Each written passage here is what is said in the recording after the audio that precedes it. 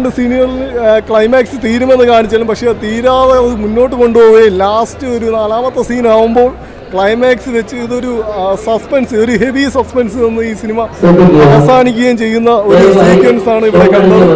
ഇത് എന്തുകൊണ്ടും ഒരു ബ്ലോക്ക് ബസ്റ്റർ അടിക്കും എന്നതിൽ യാതൊരുവിധ സംശയവുമില്ല. വേണ്ടി വന്നാൽ ചിലപ്പോൾ ഒരു ഓസ്കാർ നോമിനേഷന് പോലും വന്നേക്കാം. അതിനുള്ള സാധ്യത ഈ സിനിമയിൽ തള്ളിക്കളയാനാവില്ല.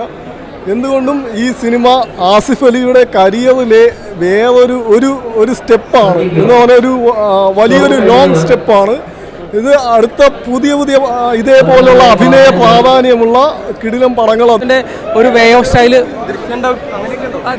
ആ സ്റ്റൈലല്ല, പക്ഷേ ജിത്തു ജോസഫിൻ്റെ വേ ഓഫ് സ്റ്റൈൽ ഓൾറെഡി പടത്തിൽ എനിക്കൊരു ഫീൽ ചെയ്തിട്ടുണ്ട് പല ഏരിയയിലും. അതായത് സസ്പെൻസ് ഒക്കെ തരുന്നതൊക്കെ ഭയങ്കര ഒരു ഫീലായിട്ട് കിട്ടുന്നുണ്ട്.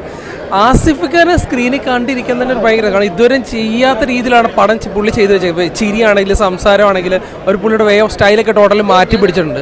റോഷാക്കിന് ശേഷം എനിക്ക് തോന്നുന്നു ഇതുപോലൊരു വെറൈറ്റി കോൺസെപ്റ്റ് കൊണ്ടുവന്നേക്കുന്നത് എനിക്ക് തോന്നുന്നു ലെവൽ ക്രോസിലായിരിക്കും. കാരണം ഒരു എന്താ പറയുക, ഞാൻ പറയില്ലേ സ്പാനിഷ് ഫ്രഞ്ച് ഒരു ഫിലിമൊക്കെ കണ്ടിറങ്ങുന്ന ഒരു ഫീലാണ് എനിക്ക് ഈ പടത്തിൽ നിന്ന് കിട്ടിയിട്ടുള്ളത്. ഓറോക്കൊള്ളാം.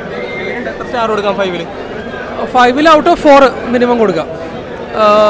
യങ്സ്റ്റേഴ്സിനൊക്കെ ഇഷ്ടപ്പെടുന്ന രീതി തന്നെയാണ് പടം മേക്ക് ചെയ്ത് വെച്ചേക്കുന്നത്. മതിയോ?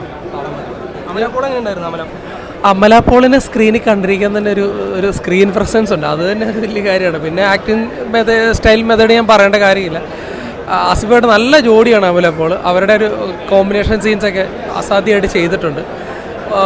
സ്ക്രീൻ പ്രസൻസ് ആണ് ഇവർ രണ്ടുപേരും നമ്മൾ കണ്ടിരിക്കാനുള്ളത്. എനിക്ക് ആസിഫിൽ ഭയങ്കര ഇൻട്രസ്റ്റിംഗ് ആയിട്ട് തോന്നിയത് ഇതൊരു ആസിഫിനെ ഞാൻ ഈ ഒരു വേ ഓഫ് സ്റ്റൈലിൽ കണ്ടിട്ടില്ല. ആസിഫിൻ്റെ ചിരിയൊക്കെ നമുക്കറിയാമെങ്കിൽ ഇതിൽ ചിരി വെറൈറ്റിയാണ്, നോട്ടം വെറൈറ്റിയാണ്, പുള്ളിയുടെ നടപ്പും ഇരിപ്പും എല്ലാം അത് ഡയറക്ടറുടെ കഴിവ് തന്നെയാണ്. ഓറക്കൊള്ളാം.